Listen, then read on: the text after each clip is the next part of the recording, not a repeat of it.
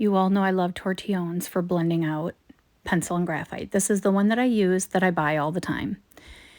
And you can see it's just paper, rolled and rolled and rolled. So I decided to try and make my own, one from just this pad of paper at the Dollar Tree and the other one computer paper. So this is computer paper. I cut it in half. If you're right-handed, roll from right to left, left-handed, left to right. I had to cut it because my fingers are too short to fit down into the center to pull the piece of paper. See that piece of paper in the very center that's coming up a little bit? That's the center. And when you pull that towards you, it starts to make the tip of the tortillon. And at the same time, you just want to hold the piece of paper on the outside so that it makes a point. Here is the very inside as it's starting to get towards the end. So then I can really make sure that it's a very fine point. So then I take a piece of tape and tape the outside. Now, once you use this and you need to, it's just full of graphite, you can unroll it, cut that part of the piece of paper off, and then roll it again. Or you can cut it, it just won't be as pointy.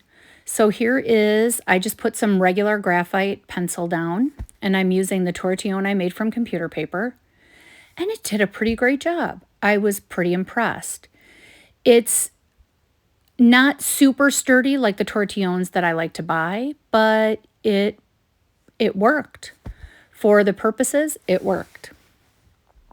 So again, this is me showing to unroll it. Just unroll it, cut the end that had the spot on it.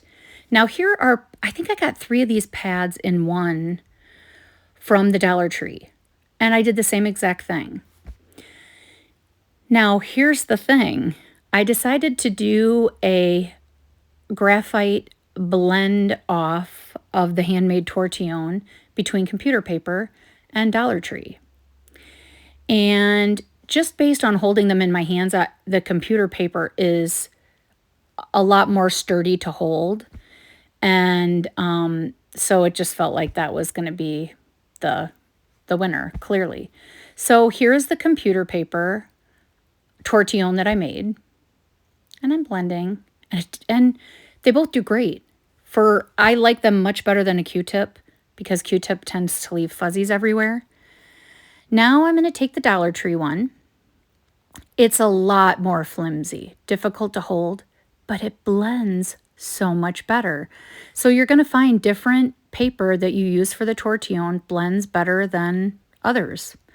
So I don't know if it's something that's in computer paper and it's just regular printer paper or whatever you want to call it. Now you can make your own tortillon. Use it from anything, junk mail, paper, envelopes. Check out my Etsy site. Check out my other videos. Welcome to Outside the Lines.